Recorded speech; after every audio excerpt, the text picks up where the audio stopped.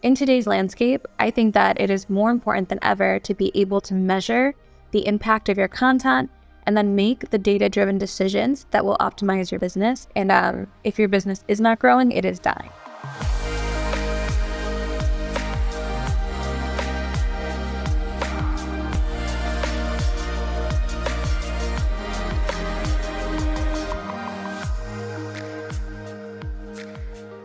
Welcome back to On The Horizon. This is MelRose Michaels. I am your host, and I'm here to share what's worked for me in building my adult creator business to try to make building yours just a little bit easier. Let's get into today's episode. Who misses free and affordable ads without the anti-sex work rhetoric? Assembly 4 is a team of sex workers and technologists from Melbourne, Australia, aiming to bring back free and fair advertising to the sex work community. They also give back to organizations based in harm reduction, sex work, and education. Stepping away from the clunky design of traditional platforms, their platform, Tris.link, is a refreshing and well-needed change in both presentation and mission. It's free to join and open to all. In the words of an A4 user, from the policies to the language to the advice and tips, it makes such a big difference to feel supported and encouraged instead of policed. Hello, everyone. Thank you guys so much for joining me. Today's space is all around making data-driven decisions for your business. And I think this is so important because when you are a content creator, if you don't understand the data side of your business or the metrics side of your business, you really are at a disadvantage. And I don't hear a lot of creators asking me questions about this, but I do feel it is so important to our businesses. So I did want to put this out here. Data-driven decision-making, it's basically the process of using data to inform and guide the business decisions that you make. And as a content creator, having a solid understanding of your analytics and using data to make improvements to your content and to the way you run your business is very important for your success. So without that, you're basically just driving blind with no direction. So it's like having a business but no map and no idea where you're headed because you don't understand where you are because you don't understand your data. So in today's landscape, I think that it is more important than ever to be able to measure the impact of your content and then make the data-driven decisions that will optimize your business. So I often find when I'm talking like one-on-one with creators, like in our DMs or on even the mentorship calls that we've been doing, that creators either don't track their data closely enough or that they don't understand how to read and interpret their data correctly, which is a huge hindrance. And I think that that's why creators often feel like they aren't growing, because in order to know whether your business is growing or dying, you really need to be measuring something in order to identify that. And also, just for the record too, for me, one of the beliefs I hold about business just in general is that if your business is not growing, it is dying. I don't really subscribe to the belief that you can maintain a business. I mean, you might be able to average a certain amount of money or revenue or profit every month, but this idea of maintaining a business, most people want to grow their businesses. And if you maintain a business long enough, it just dies. It starts to die. So that being said, I think that understanding the analytics are going to be a very big key to this space and provide you takeaways on what to look for. So that's what I want to get into. So for making data-driven decisions, it's really crucial to understand your analytics. And there's many different types of analytics you can use to measure your performance. So this includes website analytics. This also includes social media analytics and then content and marketing strategy analytics. So I'd like to take this time to kind of explain the differences between each in terms of how it's reflected in the adult creator business. If you're enjoying this podcast episode so far, please take one moment to share it with another one of your adult content creator friends, because you know what the rule is here. We do not gatekeep, and we want to make as many adult creators' businesses as easy as possible. And you sharing this episode with them might do exactly that. Thanks so much in advance. So when I'm saying website analytics, I'm going to be referencing more of like the platforms we use, because for our space, we're not going to be turning to Google Analytics as often as a mainstream marketer would. So we're going to focus on the analytics for the websites we use and the platforms we use. And if you are a creator who's on OnlyFans and you're in front of a computer by chance, I did want to warn you, this is a great time to pull up your OnlyFans page, because I'm actually going to go through like what to click on so that you can view this along with the space as we read it. So if you are near a computer, or if you're not busy and you want to open it up on your phone, you can do that as well. The computer definitely gives you a better overview though. whatever website you're utilizing or selling content on, it's going to provide some sort of analytics or statistics. Some platforms are going to be better than others. Even the platforms I think that give us the best data are still missing very, very important data. So I know that OnlyFans does this. I know Fancentro does this. There's clip sites that do this as well. For the sake of this space, I'm going to focus on OnlyFans, which is what I usually do, only because most creators are on OnlyFans as a platform or platforms that mirror OnlyFans very closely, like a Fansly, for example. In an effort to just make this as valuable to as many creators as it possibly can, I'm going to focus on it. So on your OnlyFans analytics, you have a few key areas to pull data from. So first, when you're logged into OnlyFans, if you see this left side menu, there's going to be a tab or a button to click that says statistics. That's where you're going to click to view your analytics. This is immediately going to bring you to a page that basically shows you your earnings for the last 30 days. And when you're on that page, there's a drop-down arrow where it says last 30 days, where you can hit a drop-down. You can change the date range, last 7 days, 30 days, 90 days, last year. Or you can pick custom date ranges. Whenever I'm checking analytics for like the custom month, I typically will do the custom setting. And I'll do like the beginning of the month to the present day of the month we're in, for example. But we can look for this use case just at the last 30 days. So most creators don't realize that there's subcategories under this statistics page. So there's one that says subscriptions, one that says tips, one that says posts, one that says messages. There's even one that says streams if you stream on OnlyFans. And the one indicator I pay a lot of attention to is this subscriptions tab. So if you click on the subscriptions tab, it is going to show you a graph. And if you hover on the spikes, like on the peaks of this graph, it's going to show you not only the revenue that you've earned each day in the past 30 days for your subscriptions, but what I find is almost more important is the amount of transactions, because the amount of transactions that it lists is actually an indicator of how many subscribers you got on that day.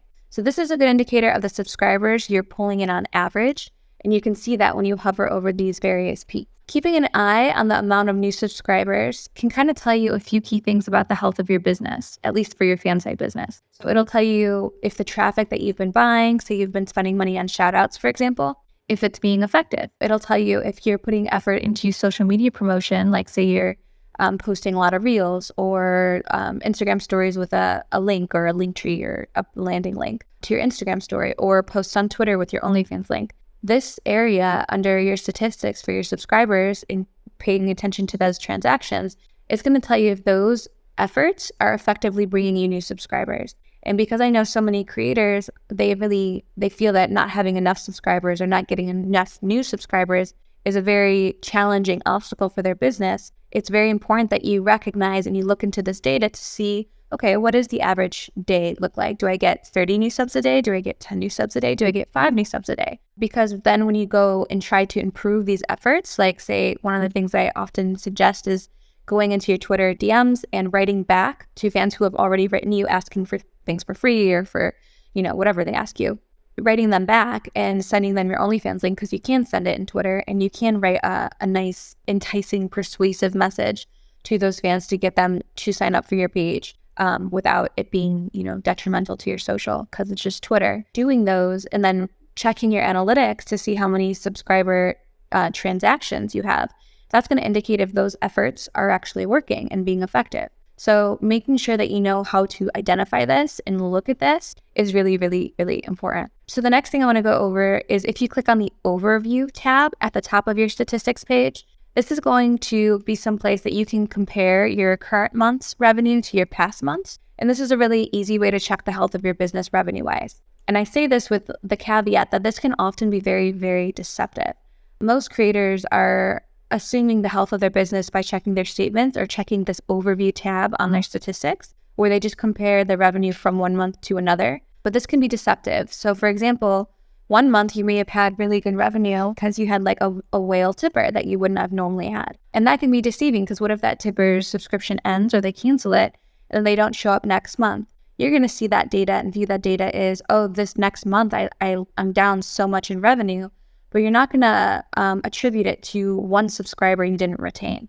You're going to probably say like, oh, that new piece of content I made isn't landing, or maybe my social media marketing really isn't working, but really you just lost a certain subscriber. So that's why I say that this area can be very deceptive. And I think that this is where most creators frequently spend their time in their analytics, is just comparing months' revenue to past months' revenue. And that's not a great indicator to tell you what's going on in your business on any sort of specific level. So I kind of wanted to touch on that as well. Digging deeper into your analytics is going to give you more value. So this other tab I want to discuss is the engagement tab that's at the top of the statistics page, because this will give you a snapshot of what posts you're creating and which are most engaged with. So something I love checking here, and I check this tab monthly, if not weekly, is you'll see on the right-hand side of this area, it will actually tell you what your top post is on OnlyFans. And this is important because when you know what your top post is, you can identify why it performed well and why something about this specific post outperformed your other posts or things you have done before. So this could be looking at the caption or the copy on the post. Maybe you did really, really good copywriting for this specific post. It can also be something that you then use and repeat on future posts because you know that this copy performed well. Or you can recognize maybe the call to action you used on this post was really well. Maybe instead of saying comment on this post, you said tip this post if you X or if you Y. And knowing that that call to action was more effective, then you can repeat that call to action in future posts. Another indicator right here for this top post section is maybe it was the style of content that you have attached to the post. So maybe this certain kind of content that you posted outperforms the other content you post. And if you can identify that, you will know to make more of that style of content for the audience you have on this fan site. So whatever or whenever something performs well, it's really important that you identify why it happened and then repeat it or replicate that content. Because without knowing to look under this engagement tab, you're really unlikely to even know what your top performing post is. And if you don't know what it is, you have no idea what to replicate. So this is really fundamental in terms of your website analytics as well. The next tab I find really interesting is the reach tab on OnlyFans, because that gives you an idea of how many profile visitors come to your page just in general, and then also from what countries. And something else I like to look at too is you can notice when you're on this tab, the reach tab under statistics, that it doesn't only show you your profile visitors, but also the view duration. So the amount of time these people are spending on your page. And it breaks it up by a column for guests and a column for users. So the users are basically anyone, even if they don't have an OnlyFans account. So they've never paid on the site, they've never created a login or username, versus the guests. The guests are people who do have usernames and do have logins and are actively on the OnlyFans platform. So that is why your user statistic numbers are always going to be much higher than your guest statistic numbers, because the users are kind of looky-loos without accounts. The guests are people who actually have accounts on OnlyFans. And this is important because this will start to give you an idea of how much traffic you're driving to your page in terms of the users who are visiting. So for example, on my page right now, for the last 30 days, it says that I have 119,830 users that came to my profile. But the guests, the people with actual accounts, only 5,849 of those actually have accounts. So you can see that there was like 114,000 users that came in terms of traffic to my page, but I only converted 5,800 of them, or those people already had accounts and then became converted to also subscribe to me. So this is a huge difference. If I'm only converting, 5,800 out of 119,000 people that came and clicked and showed up on my profile, that means that I can do some improvement on my conversion. Maybe I can optimize my bio even more than it is, or maybe I need to change up my profile picture to give them something that's more enticing. So this is really important data. And then the view duration is important as well, because it shows me that the guests, the people with accounts on OnlyFans, are spending 16 minutes on my page versus the looky-loos are only spending about 3 minutes, which I would entirely attribute that to them reading my bio. It probably takes about 3 minutes to read my bio, look around at my banner and profile pic, and then leave. But 16 minutes of the people with accounts on my page, the guests, that's a really good metric, because that means they're probably scrolling my feed, they're watching at least a video or two, and that means that I'm capturing them as a fan, and that's really useful. The next part about this that's really important under the reach tab on your statistics is noticing which countries your traffic is actually coming from. And this is fundamental, because if you don't know where your audience is kind of being brought to you by or from, you don't know who to target. So this is going to help with really understanding your audience demo. For instance, a good example of this would be like, say if one of my peak countries as a creator was Spain, or maybe Mexico, another Latin speaking country, then as a creator, if I also spoke, say, Spanish, but I never created content in Spanish, this would tell me that maybe I should start creating content in Spanish because I have a huge chunk of my audience coming from Latin-speaking countries, and they might not be understanding what I'm saying in my content, or my content might not be landing as effectively because they're from a different language-speaking country. So if you have that ability and you are bilingual, like these are some of the indicators you should be identifying under your reach tab and statistics to see what top countries are landing on your page. Because if you did create content for that segment of your audience, that's more revenue you could be generating. So again, something you would never know if you weren't looking carefully at your website platform analytics. And then when you're under this reach tab as well, you can also click subcategories. So under the reach tab, there's a category for profile visitors. That's kind of what we're going over, or we just went over. There's another tab for promotion and trial links. This will kind of give you an idea of how many people clicked on your free trial link or some kind of offer you've promoted. And then it'll tell you how many actually converted. There's another tab under this reach category that's tracking links. And that's super important because you can set up tracking links to tell you things about the way you run your business. So tracking link data is massively important because you can create tracking links on OnlyFans, separate links for like Instagram, for example, or Twitter posts. And then you can start to see where the majority of your subscribers are actually coming from. So most creators don't actually do this. They don't have a separate tracking link for the OnlyFans when they post on, like, say, their Instagram story. They're not using a tracking link to go from their story. If you do post your OnlyFans link on your story, some people probably shouldn't. I know that's kind of a hit or miss thing.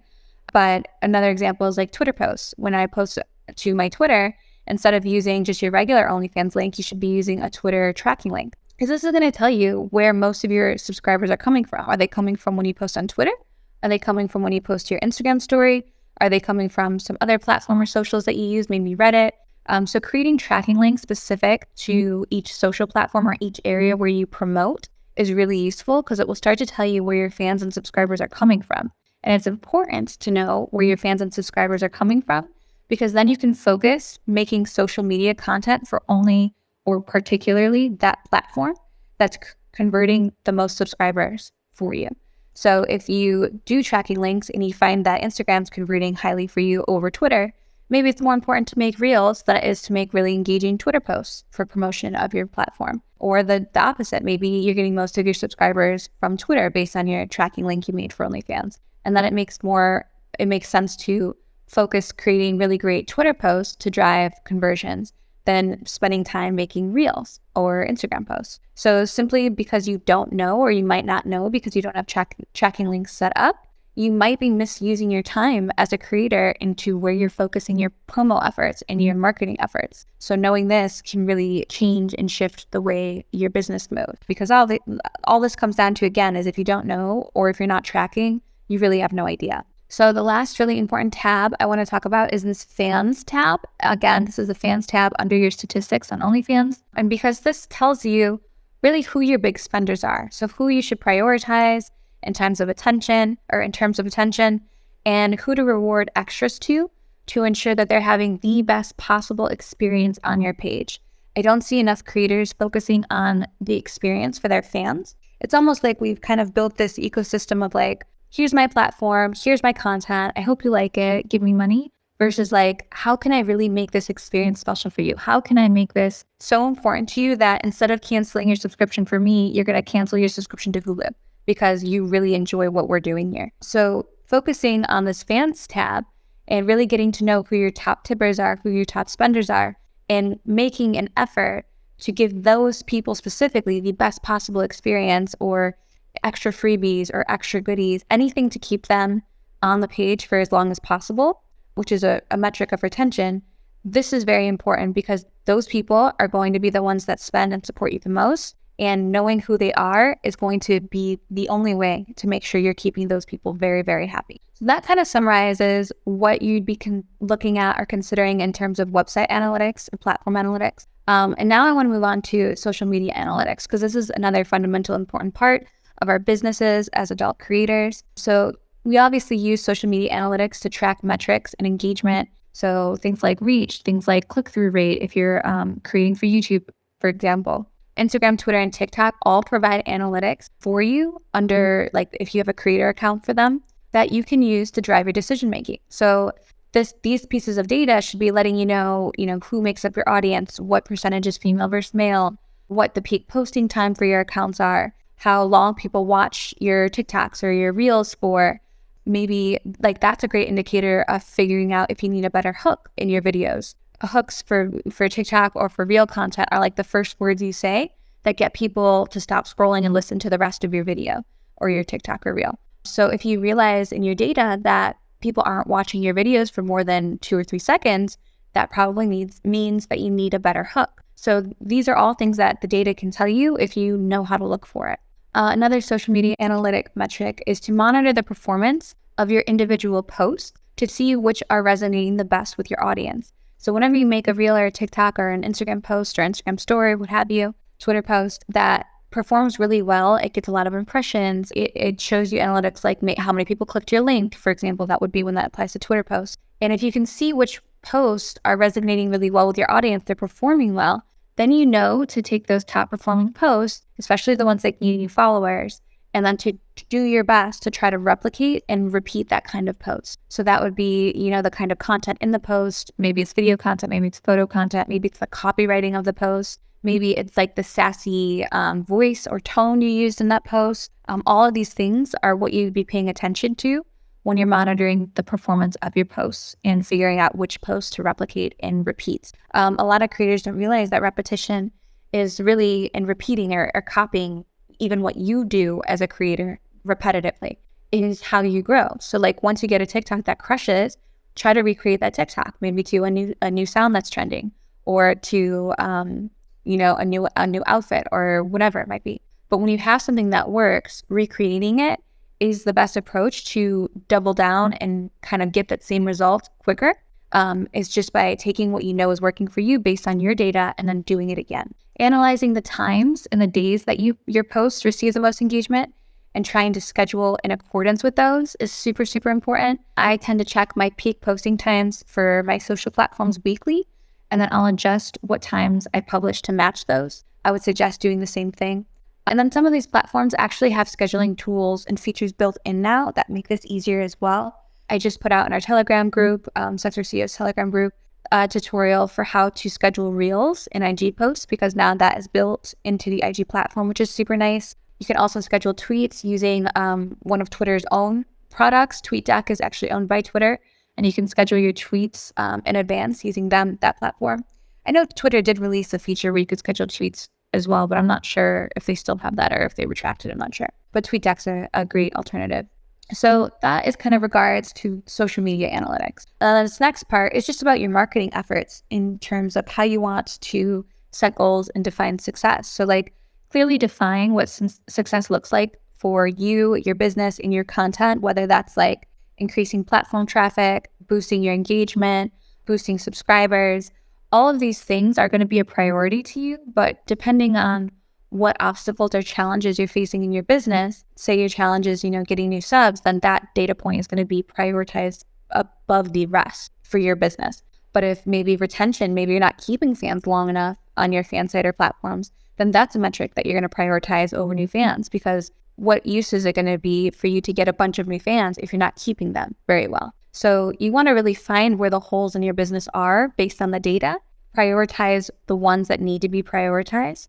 Because there is a sequence to data. Honestly, like that's a great example. If you can get a lot of good new subs, but you're not keeping them, they're not staying on the page long enough, then you're not retaining them, then why spend money on promos and shout outs to get your subs? You're not going to keep them. You need to fix whatever the issue is or the challenge is in why they're not staying first. Maybe the experience isn't good enough, maybe the content isn't high quality enough, whatever it might be for you. And then you would fix those in sequence, fix the issue with retention, and then increase your traffic and getting new subscribers. So setting specific measurable goals for your content that align with your business objectives. For example, once you realize your top performing posts on OnlyFans are XYZ, and then making a content calendar for next month to film and focus on XYZ style of content using XYZ style of caption or whatever elements to that top performing post were most important. And then just using those goals that you set for yourself to define and guide your decision making. So you can track these things using, the Success CEO Planner. If you are a fan of writing things out, You can track these things using a spreadsheet, but keeping track of like, okay, in the month of January, I had this many subs. In the month of February, I had this many subs. So that tells you if you're losing them or gaining them and what your retention looks like. So just having these things documented, going back to them, revisiting them, understanding them, knowing them, implementing them. These are things that are important to how you run your business, and they're things often overlooked. The average creator is just putting stuff out on social, hoping to get new subs, and basically just focusing on creating content, because what we do as creators is so fundamentally difficult anyways, despite what people like to think. But there's also this huge analytical data side of it that you have to know, grasp, and understand in order to really grow your business like a business. So some improvements as a content creator that you can make. Obviously, the first step is going to be gathering and analyzing your data. So whether that's from your platform analytics, like we talked about with OnlyFans, from your social media analytics, or from any other analytics you're using, like your tracking links, gathering that data and understanding it is step one. Step two is going to be to test and experiment against that data. So when you have a data point that says you're getting this many subscribers a day, and you create a new tracking link and you reply back to people in your Twitter DMs using that tracking link to your OnlyFans, then you are testing if this new way of acquiring new subscribers is working or not, because you can reference that tracking link while you test and continue to experiment with new ways of getting subscribers. So making sure that with the data you've been provided and you've analyzed, you're testing against it new things to improve your business. So tracking links is the primary way of doing this. If you don't have tracking links set up for each of your socials separately, I would suggest that you do that, because the first step in this direction is knowing where your subscribers are coming from, which platforms, and that's going to tell you where to focus your efforts on which social platforms to create content for, because those are the platforms that are converting the most for you. So that's step two, testing and experimenting. Step three would be optimizing for search engines. This is kind of an analytical side note. I think that a lot of creators, based on what I'm finding in the mentorship calls that we're doing, they don't realize that your bios on most of these platforms, especially OnlyFans, are actually SEO optimized. So if you're one of the creators that has just like a sentence or two in your bio, you're doing yourself a disservice, because you're not going to rank for keywords listed in your bio because you don't have enough words. So making sure that you optimize your profile bio, that's going to go a long way for SEO, especially in OnlyFans. And that's going to help you get better data because your platforms are being better discovered, which brings more users, which then in turn gives you better, more complete data. So if you're not optimizing for search engines, that would be step three in my eyes. And then step four is just using that data that you've gathered to inform your future decision-making. Instead of wondering if, maybe JOI content isn't performing well, maybe go in and check out your top post. Is it JOI content? Maybe that's not the problem. Maybe what's not performing well is that you're actually not retaining subs very well, like you're not giving them a great experience in PPVs or in the DMs. And that's why the page has had a drop in revenue. So really using the data to inform the decisions before you make them, instead of just assuming you know what's best, going back to the data is going to help you make better decisions. Engaging with your audience. So engagement is a metric that you can measure on OnlyFans and other platforms, and especially on social. So making sure that you're giving engagement back with your audience is going to do a lot just in terms of your brand. Having an engaged audience is kind of your job as a content creator. That's kind of the point, is that you collect and engage an audience, which makes you have a position to sell them something from. So if you're not engaging with your audience in social, if you're not engaging with your audience in DMs, if you're not engaging with them on the comments of your posts on your platforms, you should really make that a priority, or hire a team member to make that a priority. Because how well engaged your audience is a direct impact on the business you will build as a creator. And then step 6 for me would just be continuously monitoring and evaluating performance. And then again, tweaking as you see fit, because you have the data to do so. Data-driven decision-making, just as a summary, is basically a critical component to your success as an adult creator. So by understanding the analytics and then using the data to make improvements, you can ensure that the efforts you're putting out are aligned with your business objectives and are resonating with your audience. This is the key, and that's to approach data-driven decision-making systematically and then continuously monitor and evaluate and track performance. So following those steps that I just listed above, it's going to make data-driven improvements to your business much easier, and it's going to give you the ability to achieve success as a content creator much easier. So I hope that is helpful. I know I went through some of that stuff fast, and I only focused on analytics in terms of website and platform and social, and then just testing and tracking. But those are kind of where you should start fundamentally. The next series of courses that we're going to drop following the Sex Panther ones will be all about AI. So topics like ChatGPT, how to use Playground as a developer, things of that nature. We had a lot of interest in the conversations on Twitter we've been having around AI and using it for adult creator businesses. So if you want to, again, have notifications turned on so when those courses drop on YouTube, you are well aware as well. Again, subscribing to YouTube is youtube.com/SWCEO. Last but not least, all of the information that we do here on Sex Work CEO is free because we believe that this idea that the more financially successful creators are, the more resources we have as a community to do things like lobby Congress, impact policy, organize, and more. So if you do find value in the content that you hear today or the tweets that you've seen us put out, etc., please consider sharing it to make the journey easier for one of your very own adult creator friends. It would be absolutely incredible if you rated this podcast 5 stars and left a little review. We want to get this podcast to as many adult creators as possible, and you taking a second to leave a couple stars and a review really helps us do that. Thanks so much. Next week is going to be entirely about personal branding. That was something that has been super highly requested. I've been going back and forth with individual creators trying to help them with their branding in our tweets and replies as well. So if you're struggling to identify your niche or figure out what makes you stand out as a creator, how to create a mainstream facing brand, or just why it's even important to you, make sure to tune in, and I will see you there, CEO Squad. Thank you so much for tuning in. Who misses free and affordable ads without the anti-sex work rhetoric? Assembly 4 is a team of sex workers and technologists from Melbourne, Australia, aiming to bring back free and fair advertising to the sex work community. They also give back to organizations based in harm reduction, sex work, and education. Stepping away from the clunky design of traditional platforms, their platform, Tris.link, is a refreshing and well-needed change in both presentation and mission. It's free to join and open to all.